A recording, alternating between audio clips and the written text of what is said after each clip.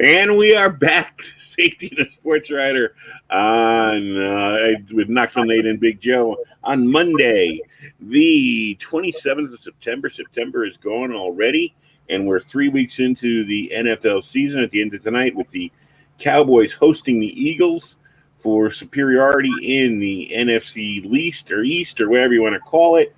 Another weekend with some really great games in it, some surprises, some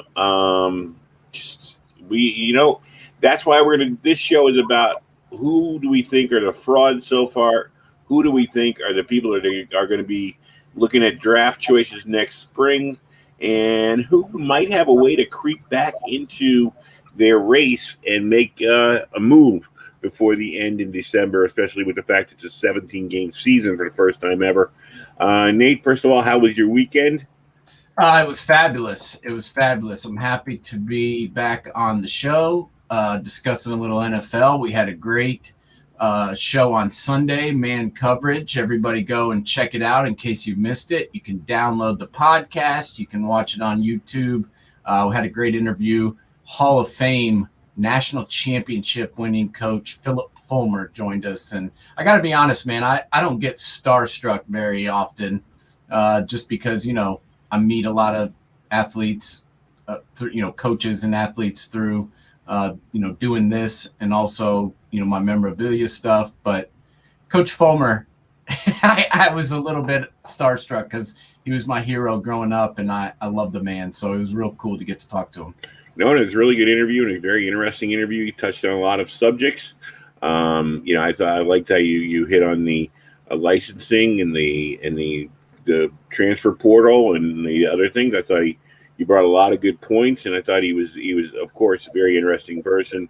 And the fact that you were there, you're a fan, and also Rico played for him, it brought a little life to the interview. It was nice. It was really well done, and I think I would encourage everybody to sign in, and watch that broadcast. And also, it's a good breakdown of what happened over the weekend. We were just talking about something coming on the air about the effect of the senior class, which you guys got into, which it's really thought-provoking, and they should check out the broadcast. I think it was really good and well done. We're going to hop right into our stuff. We're going to go game by game or team by team, bring up who's in first place, who's in second, and who do we think is going to be the real deal. Looking at the 3-0 teams so far, we'll start in the AFC.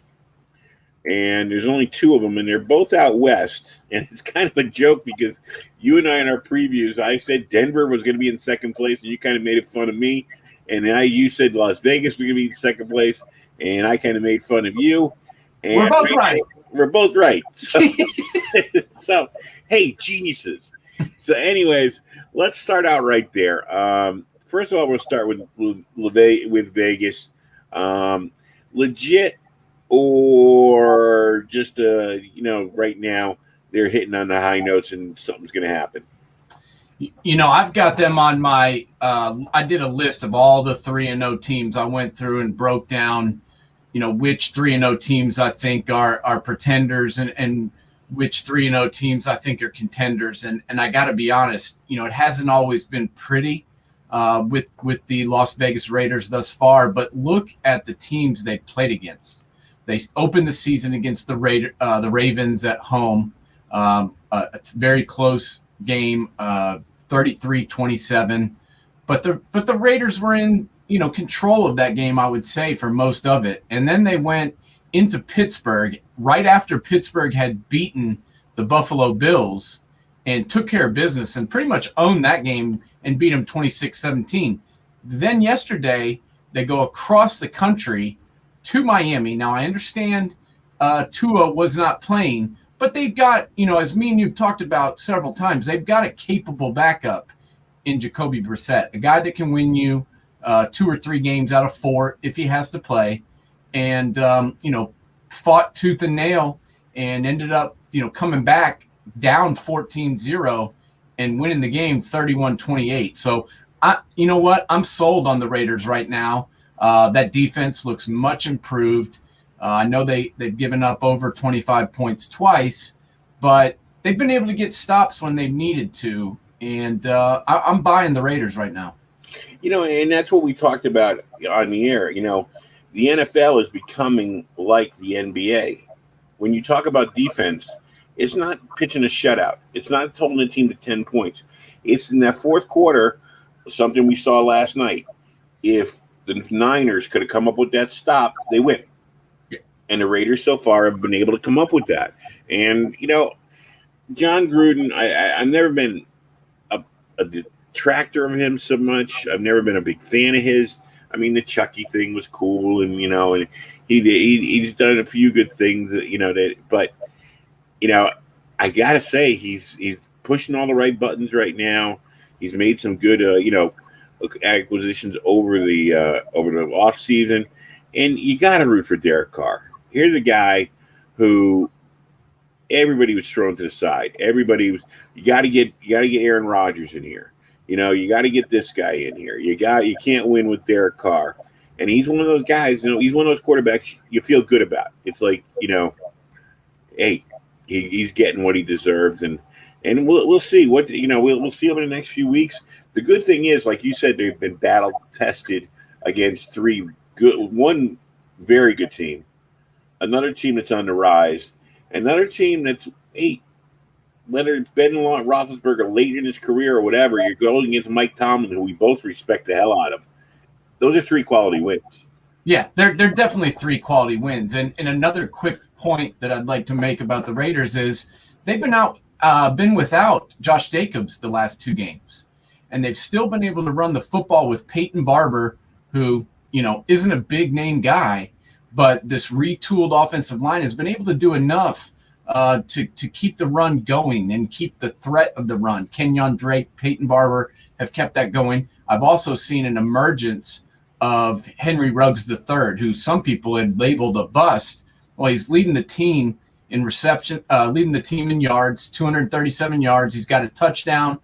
He's had some big catches. Darren Waller's obviously their best, threat. But Brian Edwards is another guy who, struggled as a rookie, but is playing really good this year. And then Hunter Renfrow is another option that has had over 200 yards receiving so far this year. And then Zay Jones has been a guy that's really shown up. So I've loved the moves they've made, in the offseason, picking up Denzel Perriman right before the year, picking up KJ Wright, and then also getting Corey Littleton, who struggled last year, is really taken off this year. And Jonathan Abrams, who's been moved to more of a strong safety position, is tearing it up and really thriving in his role. So I like what they've done with these players that, were kind of question marks last year, are really stepping up for them in 2021. Yeah, Hunter Renfrow, all he does is make first downs. Right.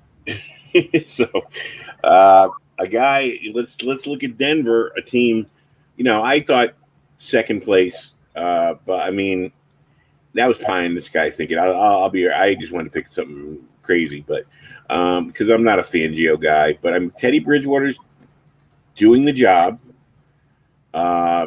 Their schedule has been helpful. I mean, you're playing both New York area teams, so those 2 wins. And who else did they beat? They beat Jacksonville? The Broncos? Yeah.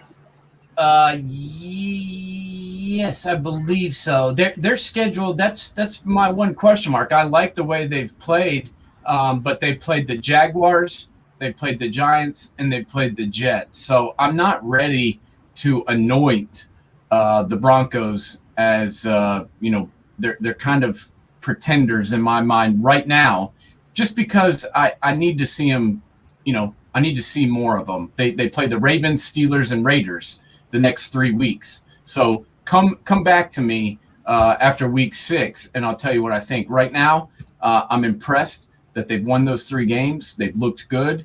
I like what Teddy's done so far, but they've lost Bradley Chubb for an extended period of time. He's on IR. They also lost KJ Hamler, who got hurt on Sunday and tore his ACL, and he's done for the year. And then Justin Simmons was banged up as well. So, I'm worried about them injury-wise, and I want to see what they look like. Actually, over the next 4 weeks, they play the Ravens, Steelers, Raiders, and Browns in successive weeks. And then it doesn't get any easier as they play Washington, Dallas, Philadelphia, San Diego, and Kansas City right after that. So, Broncos opponents right now are 0-9, and I think that's very telling. All right, and then we move over to the NFC, and we'll start with the team probably is the most questionable, which is Carolina. Especially if McCaffrey's going to be beat up a little bit. They've beaten up the Jets, they've beaten up Houston, and then they won over New Orleans. But like you pointed out, New Orleans had COVID, crash through their system and take out their coaching staff. Talk to me about Carolina. Yeah, I'm right there with Carolina, right where I was with the Broncos. I've got them as a pretender right now, just because I want to see them through the next 3 or 4 weeks. They play the Cowboys, Eagles, and Vikings the next 3 weeks, who may not be the best teams in the league, but the Jets and the Texans, who they beat, both, especially the Texans without their quarterback and starting a rookie, that was just a mismatch. And I gave the Texans no shot in that game. They actually played pretty well in the first half, but got overtaken in the second half. And then, like you just mentioned, and I mentioned the previous week, the Saints were shorthanded in that game. I mean, I get it. The Panthers came to play. The defense looked tough, but missing 7 coaches and like 9 starters. Give me a break. I mean, the Saints were back to their old self this past week as they got their coaches back and had a lot of their players return. So I'm not buying the Panthers just yet. I've been impressed. 3-0 is 3-0. You never should apologize for winning, especially in the NFL. The NFL differs. That's why I like this show and I like my other show and being able to talk about the two different things, because the two leagues are so different. College football, you get graded on your victories. Like my Buckeyes, who won by 52 and dropped in the polls. It's freaking ridiculous. But in the NFL, it doesn't matter if you win by 30 or you win by 50 or who you're playing. If you win, and you get points for winning, and that's all that really matters. So they can only play the people on their schedule, so they shouldn't have to apologize. But let me see Sam Darnold going up against some of these other defenses. But the Panthers, because they sucked so bad last year, have a pretty fairly easy schedule. So if they can, they can survive against some of these teams the next few weeks, they got a chance to have a good season and possibly sneak in the playoffs with this 3-0 start. Yeah, they do, but I still worry about McCaffrey already getting nicked up, and you don't know if if they lose him, they're a totally different team. I agree. That's just. Now we go out west again. One thing too about the Panthers, I don't know if you saw it. Did you see the trade today? No. The Panthers traded with the Jaguars and picked up C.J. Henderson. They traded their there's no more Darnold to Arnold. They traded their tight end Max Arnold for cornerback C.J. Henderson, which was shocking to me. This is a guy that was the number 1 draft pick of the Jaguars just 1 or 2 years ago out of Florida, and a guy who's ultra talented. Now he's had issues staying healthy. He's had off the field issues. He's had problems with the coaches, and I guess that's why Jacksonville decided to move on from him. But sometimes a change of scenery can really change a guy's perspective and also open their eyes to, hey, this may be my last hurrah. And, the Panthers need help at corner because their number 1 pick, J.C. Horn, is out with a broken foot for quite some time. So, I give them credit for making this move. Well, the thing is, so far, you got to be impressed with Matt Rule as a coach. We'll talk about it later when we get into my guy, Ed, with the Giants. But this is one example that's coming to mind to me if I get hypercritical of Joe Judge. Matt Rule understands his schedule. He understands these are 3 games we got to win because we should win. Or, maybe New Orleans he didn't think to win, but he knew he had to win Houston and the Jets. And he took care of business. And that's the difference between the Giants right now. And we'll get into it more when we get to them. But, that's the one thing I love about Matt Rule is he understands the scope and what games he can't afford to let get away. And if he wants to make his team competitive, even if by the end of the year they're going to be in third place and maybe just miss out, it's growing pains and it's getting better. No, I agree. And you know what? I've been impressed with this guy since going back to his days at Temple. Temple football, let's be honest, has not been a top tier program. It's been a basketball school since I was born. When John Chaney, used to chew on his towels and yell at people from the bench. Their basketball team scared some people, but their football team I never even knew existed until Matt Rule got there. And he was a tremendous coach and really did a tremendous job there. And then he went to Baylor, which was in shambles after the sexual assault and the rape scandal that went on down there. And, just completely turned that program around, and the biggest turnaround in college football history. So I've got a lot of respect for him, but I didn't expect him to play so well so early. But definitely the schedule's helped. Yeah, for sure. And then we'll go out. I was watching the Rams game yesterday and totally impressed by. I understand that the coach McVay is an annoyance because of his antics and his cockiness and stuff, but he can coach. And now he seems. You saw yesterday, and you and I both spoke about Jared Goff and what a good citizen he's been. Not making any kind of, yelling and screaming about it, but you definitely saw the difference between what Jared Goff brings to the table and what Matt Stafford brings to the table.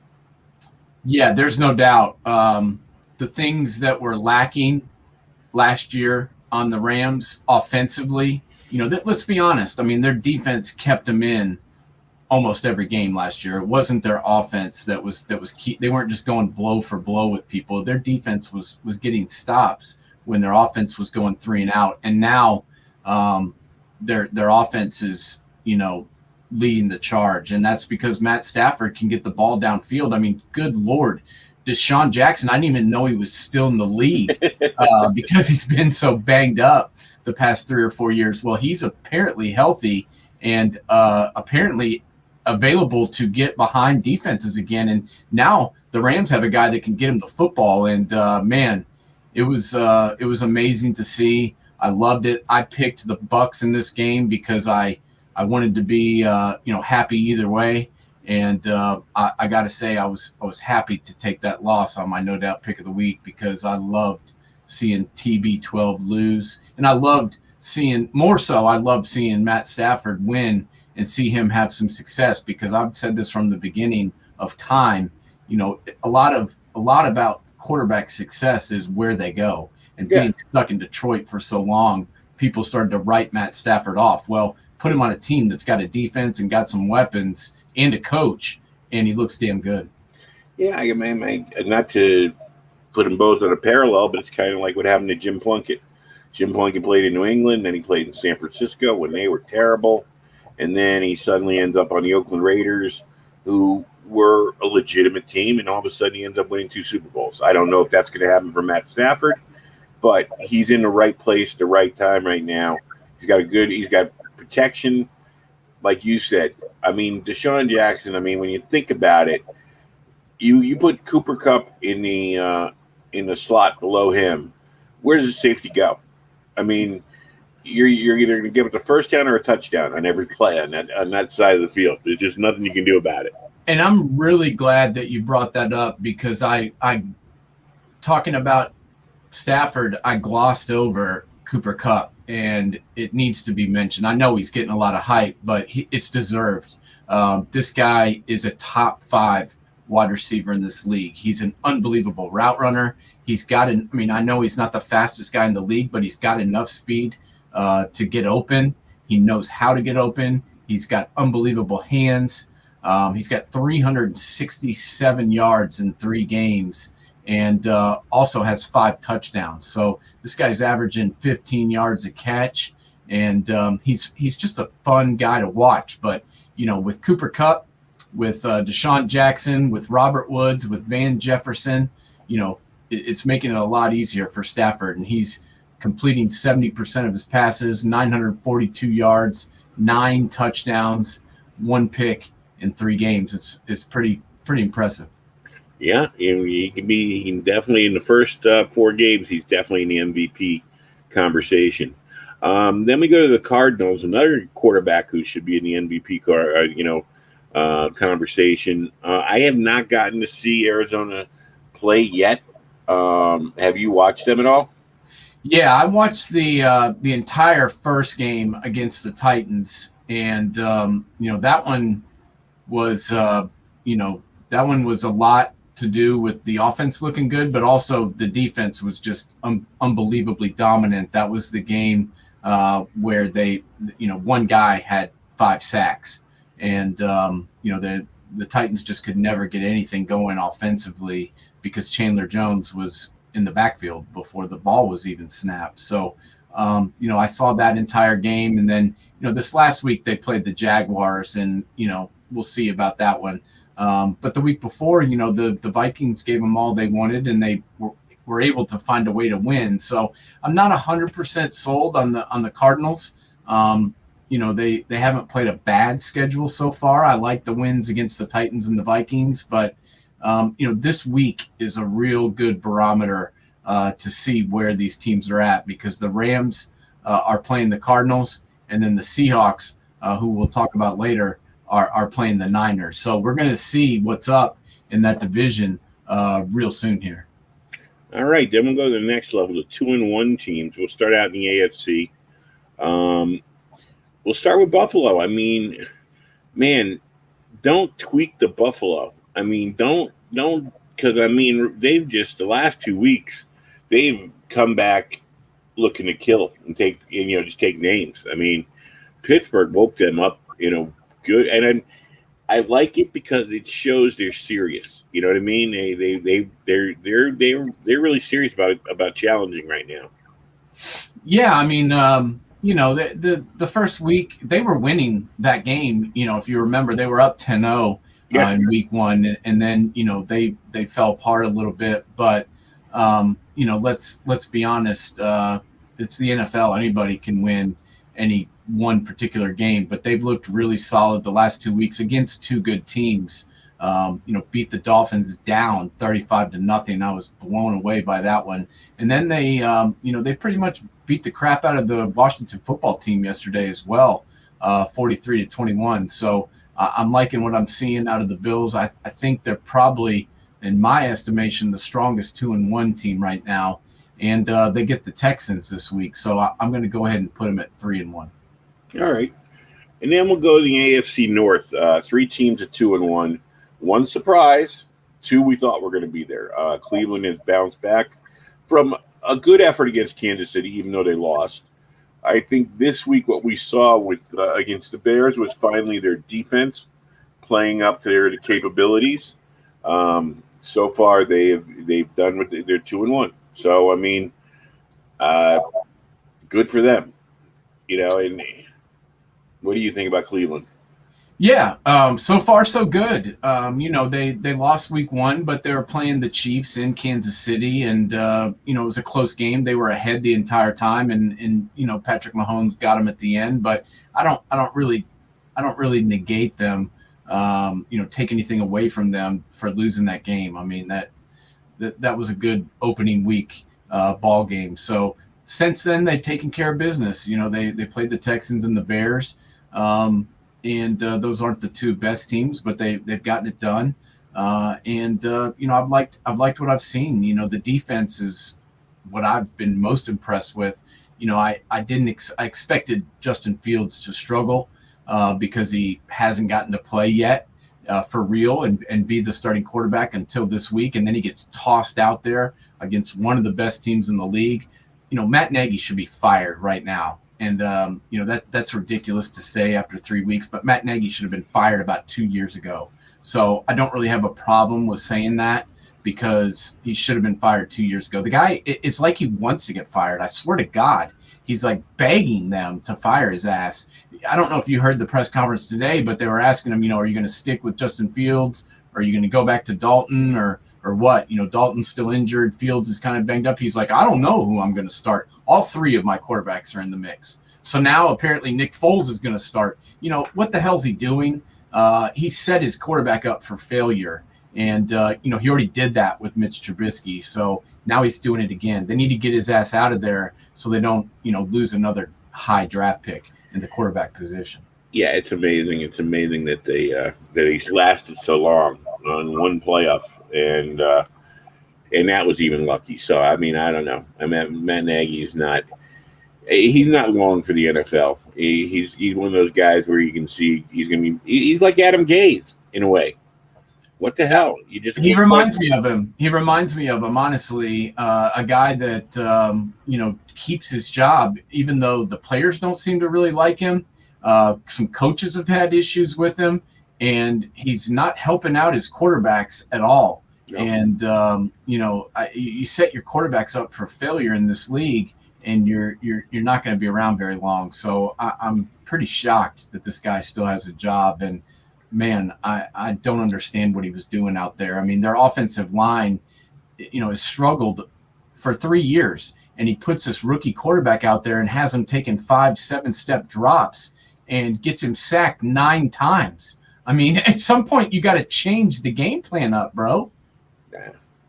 The worst thing is we see so many examples of this where you scratch your head and you wonder, and then we'll get to some of the other guys that have been surprisingly good as coaches, but you just sit there and you go, what the hell? Are you not watching what I'm watching? And yeah, I mean, this guy played quarterback professionally. He wasn't an NFL quarterback, but he played, arena ball and got paid to play quarterback. But apparently he failed to look around and see what was going on because I don't know what he's doing.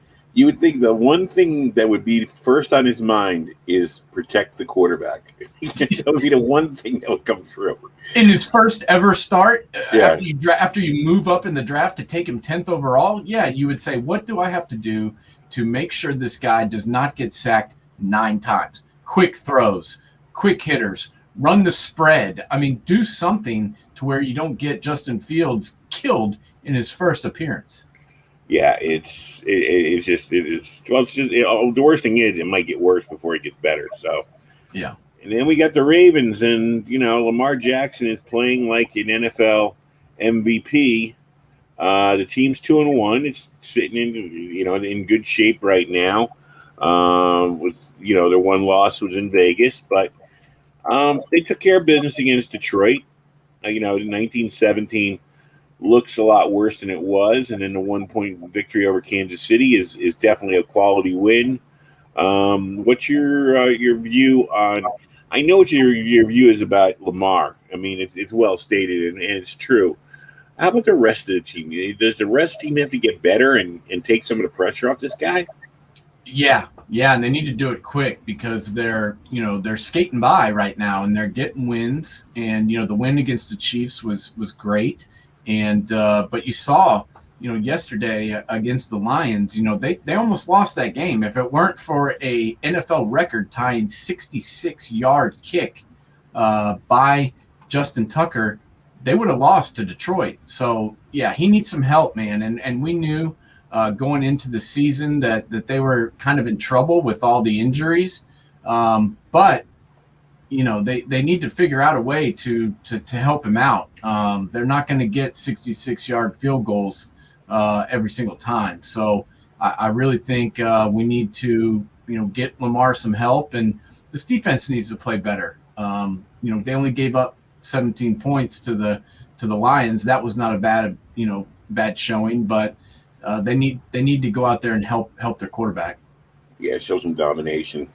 And then a real impressive win just because you love the kid. I mean, Joe Burrow coming back 2-1, going up against Pittsburgh, beating Pittsburgh. I mean, something you and I were kidding about, probably hasn't happened since Boomer Esiason days. And, right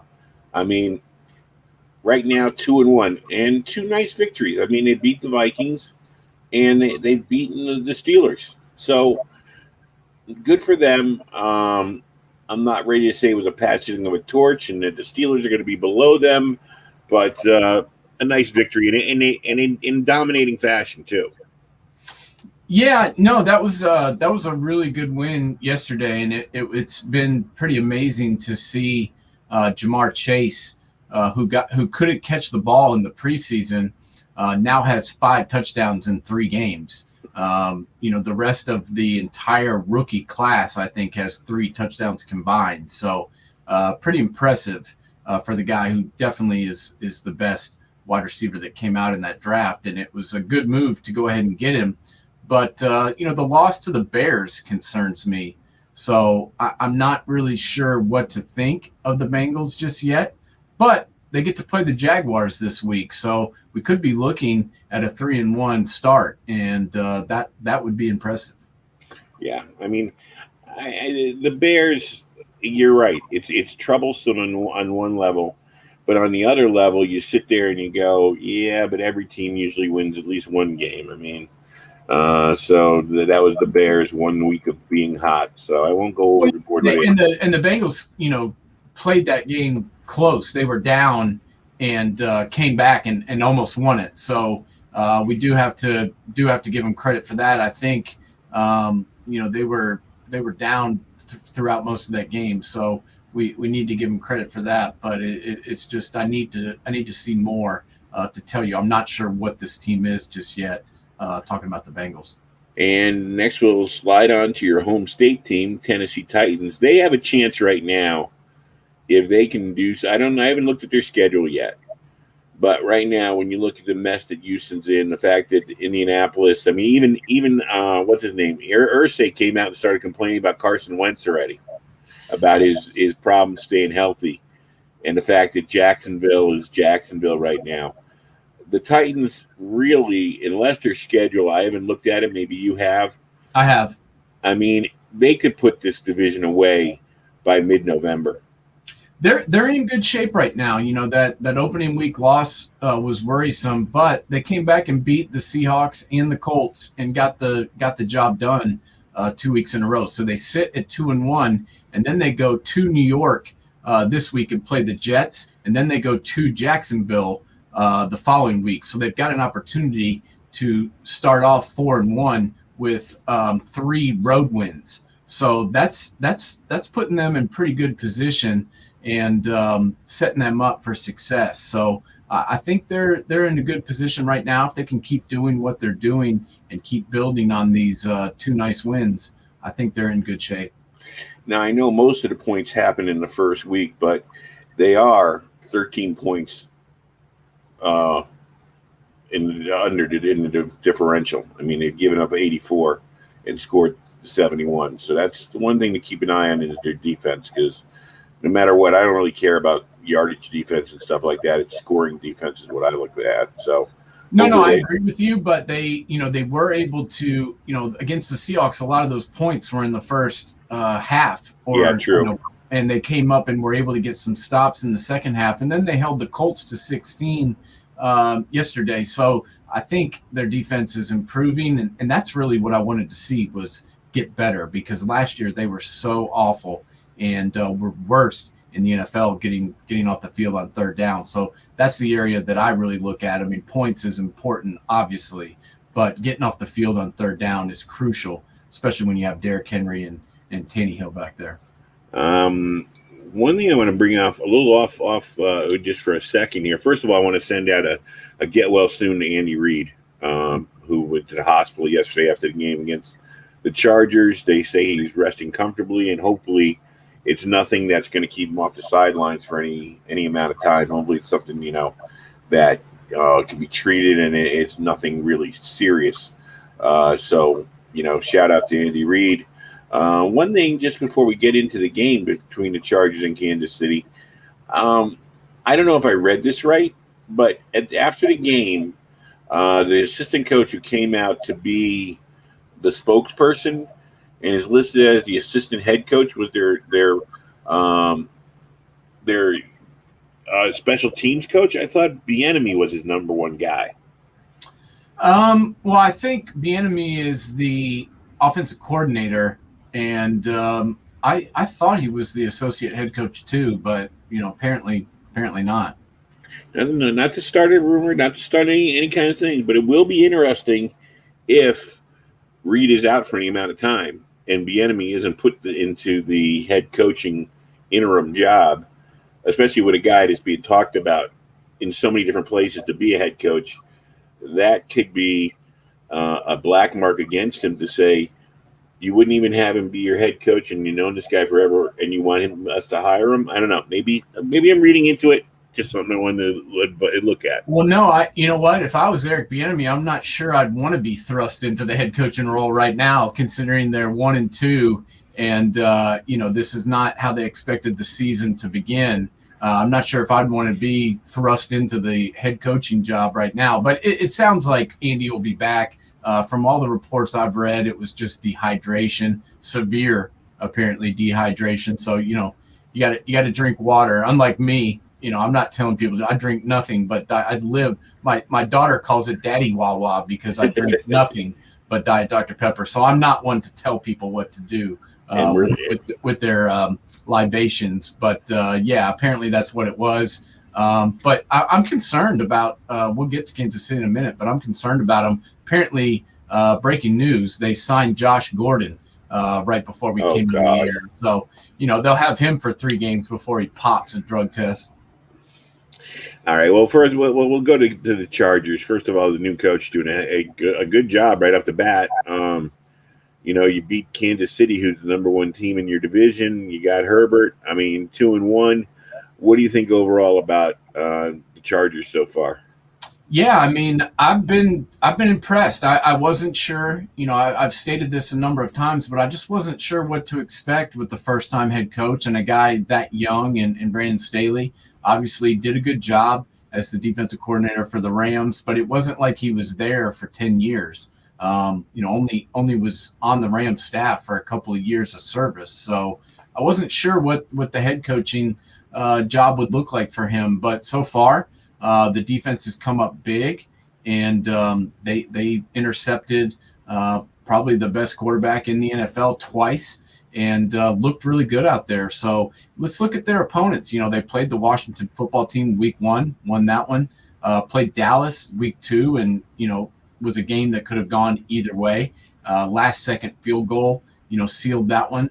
And then they came back and took care of business in Kansas City. That's the biggest thing to me, was they beat Kansas City in Kansas City. So been very impressed with the Chargers so far, and I'm really looking forward to seeing what they do in the next 2 weeks, because next 3 weeks they play the Raiders, the Browns, and the Ravens 3 weeks in a row.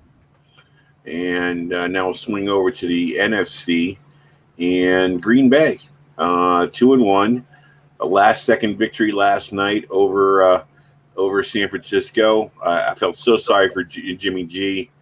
He did everything to to give the Niners a win, but it's not good enough for the fans who are still in love with this new quarterback, even though all he did was score 1 touchdown running it in. Just a matter of you left too much time on the clock, and we've seen this Aaron Rodgers again.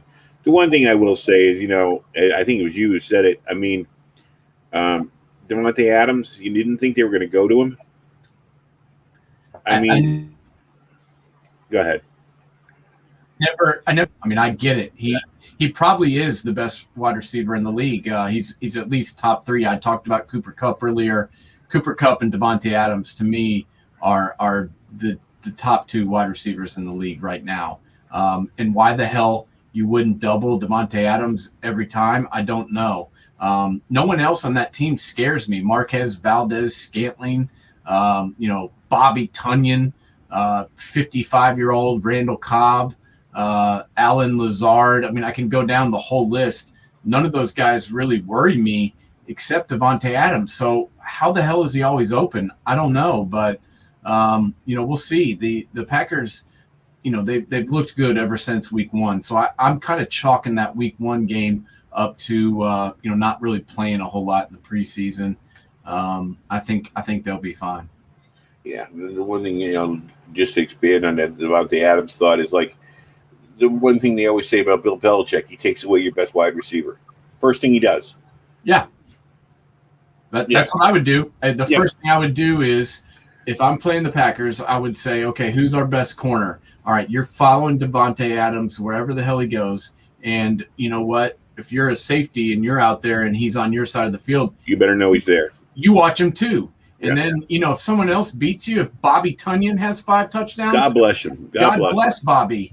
But I'm going to make Bobby do it. Better chance of him dropping the ball or you being able to cover him than, ever keeping Devontae Adams out. So, I mean, it was in a way, it was just, and it took, 3 plays? It was like when I watched the Giants against Washington, they went down the field in 2 plays. I was like, you got to be kidding me. That just can't be done in the NFL. That's just ridiculous. So, all right, we'll move on to Tampa Bay, which lost to the Rams. Is that, I don't want to say an indictment of Tampa Bay, or are they closer to the pack than they are to the super team everybody was making them out to be? I still think they're in good shape. They've got some injuries. Jason Pierre-Paul was out. They've got some secondary guys that are a little banged up. Antonio Brown didn't play. I'm not making excuses for him. Murphy Bunting is on injured reserve. So they've had some guys that are out, and I think it's affected them.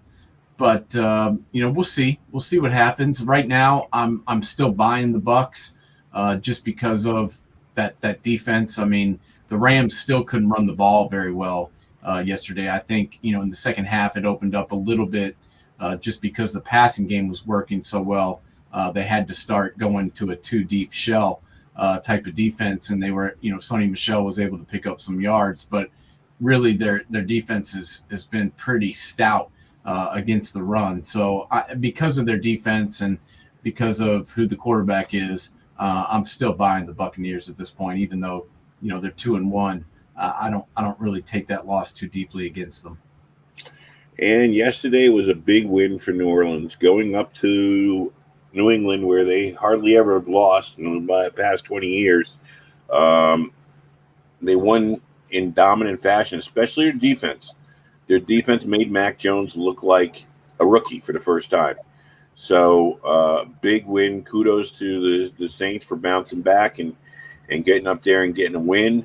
Right now, I think that I could see. I can't see Carolina holding them off from being either the second place team in that division. I just can't see it. No, I like the Saints more than I like the Panthers right now, even though I know they kicked their ass in that game, but just as a complete team, the Saints defense was unbelievable. They did what, a team should be doing to some of these rookie quarterbacks. They disguised their looks. They played different coverages and really made Mac Jones look bad. And then, they helped Jameis out too. They got down near the goal line. They ran some different packages where Taysom Hill was running the ball, and, he played some quarterback and, was kind of the closer for the Saints. So I like what Sean Payton's doing. I like how they bounce back. And they play your Giants next week, so I expect them to get another win. Scared the pants off me with that one. And right now they got a 31-point differential, which, positive, which is scary to think the Giants have to go up against that. San Francisco, we touched on it a minute ago. I don't know. In part of me wants to go to John Lynch and say, why don't you just trade Jimmy Garoppolo to someplace where he'll have a chance to be the starter for the next 5 years or something? Why are you? I don't know. I don't know what this team wants from him. We've said it so many times. Their defense, surprisingly, I'm still waiting for them to wake up a little bit. But I don't know what to think about San Francisco right now. They're not as good as the Rams. Yeah, no, I'm not 100% sure either. As I mentioned, that the division, the NFC West, they all play each other this weekend. So the Niners play the Seahawks and the Cardinals play the Rams. So we'll know a lot more after that. But the Niners doesn't really get much easier for them because after they play the Seahawks this week, they go to Arizona to play the Cardinals the week after. So we'll see what happens. But I'm still not down on the Niners. I mean, I know their fans are going nuts because they lost one game, but they lost by 2 points on a last-second field goal. So, calm down. Let the guy that has a tremendous starting record and led you to a Super Bowl, let the guy play, and quit making it harder on him. Yeah, I totally agree. I'm going to go to your list now. When you look at the bottom rung teams, the 1 and 2s, who do you like out of those teams being able to get back into it? Right now, the teams that I like the most that are 1 and 2 are the Washington football team. I know they're 1 and 2, and I know that the season hasn't gone exactly as planned so far, but they're playing a backup quarterback, and Fitzpatrick should be back fairly soon, and then they play the Falcons this week, so I expect them to have a good shot at winning, and I just like their defense, so I'm still not ready to write off the Washington football team yet. They played a very good Bills team. The Chargers, who they lost to in week 1, has proven to be a pretty solid team. And then they had a really good game against the Giants. So I know they're 1 and 2, and I know some people are ready to jump off the shark with Washington, but I'm not ready to do that. Yeah, there was a lot of rumblings on Sports Talk Radio this morning on the ESPN shows because they were grumbling about their defense, saying, "Oh, their defensive line is not doing what they're doing right." You're playing. The Bills are a Super Bowl contender. Okay, yeah. It's like with a very good line. Yeah, with a very good line and a mobile quarterback. Yeah, one of the most mobile quarterbacks in the NFL, who actually is very good throwing on the run. So maybe they didn't want to get him out of the pocket so much. Maybe the idea was that's what I hate about. We have so many opinion shows. Is unless you focus in on a game specifically and say, because there's times where you'll sit there with a quarterback like him or Lamar, you'll sit there and say, I'm gonna keep him in the pocket, make him kill me from the pocket. If he does, God bless him. So you tell somebody like Chase Young, check the edge, hold it. If you get a free shot, great. But if you don't let him get outside containment, no matter what you do. But they never take that into effect. They just sit there and go, look, no sacks. Oh, the offensive line didn't even line did nothing. It's like, come on. And these guys played the game, please. Yeah, no. Don't talk just to say something. Yeah, some people just talk trying to get, say something to get people to click on their link. And I understand that. But at the same time, they're playing with a backup quarterback. Taylor Heineke has shown us at times that he can be, a good NFL quarterback. But that's in 2 games. This guy hasn't had a lot of experience, and it really showed up against the Bills. I mean, they were confusing him throughout the game. And, I still have some belief in him because I think he's a tough SOB. And, I like his moxie. But at the same time, they need Ryan Fitzpatrick to come back. They need their starter. That's why they went out and got him. It's just how bad is this injury and how long is he going to be out? All right. Who else of the 1 and 2 guys do you like? The other 1 and 2 team that I'm, pretty good and sold on, and I think is going to be okay, is Minnesota. And I know you may not share that same view, but I don't know if you watched the game yesterday, but they looked really good. They gave up 17 points in the first half against the Seahawks, and then Seattle never scored again. And I think that's very telling for the Vikings defense. I mean, the defense played pretty good, and what no one's talking about, which I don't understand, is Dalvin Cook didn't even play in this game. Yeah. Who might be the best player on the Minnesota Vikings. Oh, he is. He is. I think he is too. I think he's the biggest difference maker on this team. I mean, Justin Jefferson is a hell of a wide receiver, and my love for Harrison Smith. I don't know if you can see it, but I've got 15 pictures of him signed behind me. I love the guy, but I think that Dalvin Cook is their best player overall when he's healthy and playing, and he didn't play a minute. So kudos to Kirk Cousins. Everybody says he sucks and gives him no credit for anything, but he went 30 of 38 for 323 yards and 3 touchdowns yesterday. So, that if Kirk can play like that, the Vikings can win a lot of games. Yeah, I mean, I can't just figuring out how high I was on Seattle. There's no way I could sit there and say that the Vikings, after beating them, don't deserve to be higher than Seattle. So I got to start looking at that team and saying, and also, I like they're playing some pretty good defense. So we'll see what happens. But right now, any other ones you want to discuss before I get into my Giants and how much I'm disappointed? Yeah, I mean, there's 2 other teams that I could go really either way on, and that's the Patriots and the Seahawks.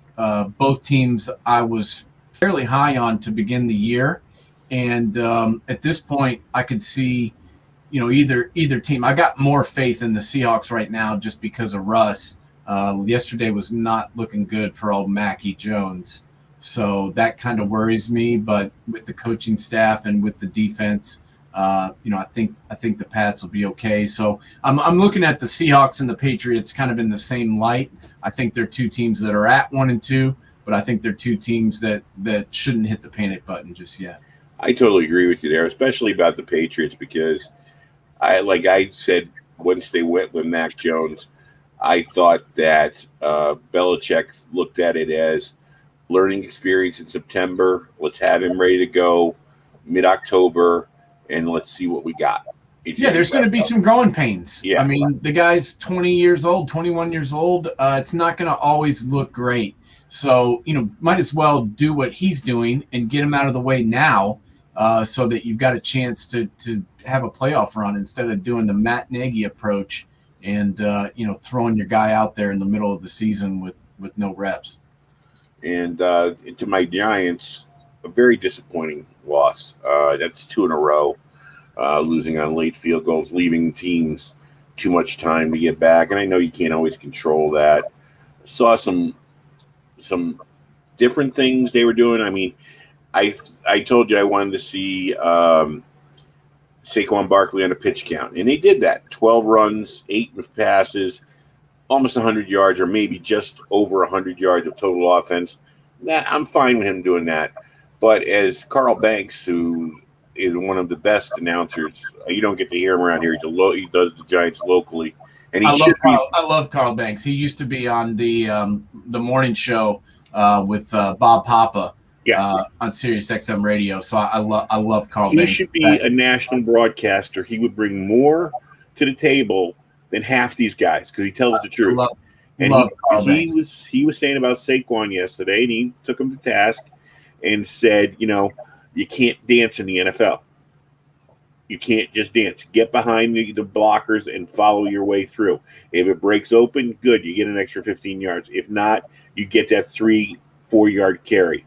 Saquon dancing too much. If he's not ready to play, I don't know what you're going to do with him, but you need somebody in here that's going to get you consistently 3 yards. You know what I mean? I don't care.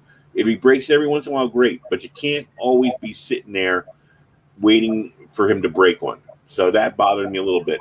The thing that's disappointing to me about the Giants, and this is the first time you'll ever hear me, or the first time you're going to hear me, penalties, missed tackles, things like that. That's Joe Judge. That is the coaching. You cannot have – they had a great screen pass to Saquon, 23-yard gain, holding. These kind of things can't happen. You can't get a consistency going. And Daniel Jones has been playing good the last 2 weeks. I can't put the kid down. The kid, he's giving them chances to win. That's what he's supposed to do. Yeah. But the defense has been upsetting, and the penalties. You can't have 9, 10, 12 penalties and for 100 yards and think you're going to win in the NFL. Yeah, and I heard some rumblings about people wanting Jason Garrett fired. And I just don't understand that. I mean, my thoughts on the Bears coach, but Jason Garrett, especially in that Washington game, called a hell of a game. And I think that Daniel Jones has really shown some development.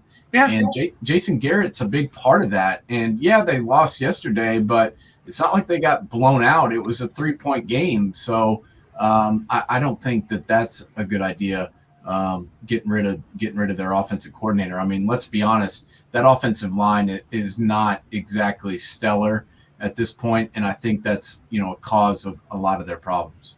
And the other thing is, you lose two of your best wide receivers. You lose Shepard and you lose Slayton on hamstring injuries. Plus, you lose Blake Martinez. Not to give excuses, but you lose those two wide receivers, and the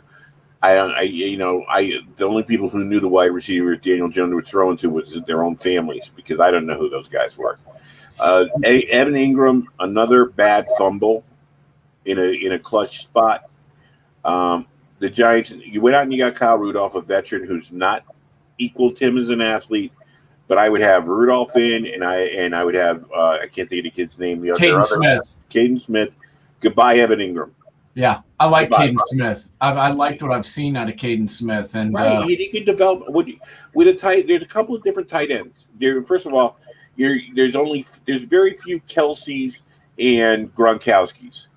For most teams, you get a tight end that can go out there and get you 8 to 10 to 12 yards anytime he catches the ball. He's your release guy at the first down marker, and he's important as a receiver around the end zone. But you're not looking to get 20, 30 yards to your tight end. So Evan Ingram is useless, because the only thing he's got is he first of all, he has terrible hands, and the only thing he's got is he's faster than most of these guys. But that doesn't work. Yeah, well, you know what? It's great if you're fast, but if you can't catch the football, what the hell's the point? It's just annoying, and right now they're 0-3. I still want to believe in Joe Judge. I still do want to believe in him. It's funny that there was a big thing yesterday where, well, first of all, John Mara got booed when he introduced Eli Manning at Manning Day, which I think he should get booed for what he did to the stadium. I'm not a John Mara fan because of that. But then I guess he knocked over garbage cans after. I saw that. Good. They were saying that John Mara knocked over more things than the offensive line did yesterday. Yeah, he probably with his trash can knocked down. I thought that was pretty funny. Oh yeah, it's like okay, he's showing some emotion. This is where Joe Judge. I mean, you can't seriously. I would love to think, but I can't sit there and seriously think. First of all, I don't think they've won in New Orleans since 1992. And I think at that time, Lawrence Taylor and Phil Simms were still on the team. So, I mean, I know Eli used to go down there and get into some shooting matches with Breeze and then would lose in the end. But, I mean, I just can't see this team going down to New Orleans and winning. So we're looking at 0 for September. Yeah, well, and that game's actually in October. So okay. Yeah, because Sunday is the 3rd. But yeah, things are not looking great because Dallas afterwards. They're 0-3, and then they go to New Orleans this weekend. Then they go to Dallas. Then they come home and welcome the Rams, and then the 3-0 Panthers, and then after that they go to Kansas City and to the Raiders. So I could easily see the Giants potentially starting winless. 0 whatever. Yeah. 0-9. Is that possible? Yeah. Before the bye? Yeah. And it's just it is. Does Joe Judge survive if they go 0-9? I don't know. I don't know. I don't know if you can. You'd have to seriously, go in there. He'd have to. If I was, John Mayer. I don't understand. I understand it. I understood his father a lot better. But I mean, maybe Joe Judge was the one throwing the fire Jason Garrett rumors out, because if they fire Garrett, maybe then Joe Judge gets to keep his job when they're 0-9. They'll be like, well, we already fired Garrett. Don't think that didn't cross my mind this morning. Thinking if they get rid of Judge, who they get in, I'm thinking, well, you got Jason Garrett right there behind him. He's got experience. Well, that's what I'm saying. That's why Joe Judge was probably fire his ass, because they're going to put him as the interim coach after they can me. So get rid of Garrett. His agent probably floated that rumor out. Well, the thing is, I hate the world we live in, because last year with COVID, he ended up 6-10. But you got to show something. As everybody's saying, these were 3 winnable games. Yeah. Okay. Washington's not that much better than them. Plus, you're playing against a backup team. You had one how many straight against Washington, and you're playing against a backup quarterback. Atlanta's a mess. Okay, Atlanta. The only thing they got going for them is they have a quarterback who's probably going to end up in Canton, and so late in the game he wasn't going to panic. And the Denver game, as we said earlier in our broadcast tonight, don't know how good Denver is yet because they beat the Giants, who right now look like they suck, and they beat the Jets, who we know looks like they suck. So it's like, who did they beat so far? You know, it's. There's no way to tell if this Giant team is any good or is just a terrible team they're gonna be in the top 5 of the draft again next spring. Yeah, I already saw some headlines about who the Giants are picking with their 2 first-round picks in April, and I'm like, oh my God. We played 3 games and we're already going to the draft. I'm like, we're firing Garrett and going to the draft in New York. I'm like, it's New York for you, baby. What they'll probably do is they'll trade those 2 draft choices to San Francisco and make Jimmy G come here and get his career really ruined. Yeah, well, I don't know if he's got a no trade clause, but if he does, he'll probably exercise it on that move. See, I sat through the Giants when they were really bad in the 70s. That's when I was a little kid growing up, and every year my team was 2-14, 2-12. All my friends were Cowboy fans and stuff like that. So I lived through this before. I just didn't think I'd have to live through it again. Man, you know what? Everybody wanted Eli to get the hell out of there, and you know what? I bet they were wishing maybe he was still there yesterday when he was. Well, that's when I'll tell you. I will say one thing about what Mara said yesterday in an interview. He said to one guy, he goes, "One thing I definitely am disappointed on is I didn't give Eli a better team to work with late in his career and a better coaching staff." Yeah, and they blamed him for every time they struggled, and this is a guy, when he had good players around him, was able to win 2 Super Bowls. So, never asked out, showed up every week, never complained, took the beatings, acted with dignity always. And I don't care. Quarterbacks make mistakes. No quarterback's perfect. I mean, if you gave Eli to, for a while, Sean Payton was the backup or was the offensive coordinator under Jim Fossil, and Jim Fossil chased him out of town. Imagine if whoever was Aaron Accorsi, whoever the GM back then, just said, "No, Fossil, it's your fault. We'll keep Sean Payton," and see what the Giants would have been for the last 20 years. Yeah, I mean, as a guy who's never really been a Peyton fan, I always liked Eli and respected him in his game. So, All right, well, we got the NFL East on tonight on national TV. We got the Cowboys and the Eagles. Should be an interesting game. Both of these teams, this. I don't know if we're going to be as bad in the NFC East as they were last year, but one of these teams got to start, grabbing control, and it looks like it's going to either be the Eagles or the Cowboys right now. Who do you think right now? Who do you like in tonight's game? I'm not real sure. I'm thinking this is going to be a big night for Jalen, my boy Jalen Hurts. But you know what? I think that Dak's probably going to have a big night too, just because I'm not sold on the Eagles defense. So I'm picking the Cowboys to win, but I'm also picking my boy Jalen Hurts to have a big game too, because I love him and I think he's a badass. Well, as we get ready to sign off, I got to say one thing, and it's the truth. Totally is. Even though the Giants have been terrible so far, we've had a heck of a first 3 weeks of the NFL season, and I just hope it keeps getting better because the matchups, the games, every week, at least a good percentage of the games, I'd say over 50% of the games are competitive. They're interesting to watch. They're not blowouts, and we've seen some good play, and let's keep it going. Yeah, no, the Bucks Rams game was really good too yesterday. I know that the Rams pulled away there at the end, but the first half was very exciting. The third quarter was exciting, and it was a fun game to watch. So far, so good for the NFL, and they're loving their ratings they're getting too because they're making some cash. That's for sure. All right, my friend, I will see you on Thursday night. You want to introduce the band as we go out? Hit the band one more time. Yeah, let's hear a little music, shall we?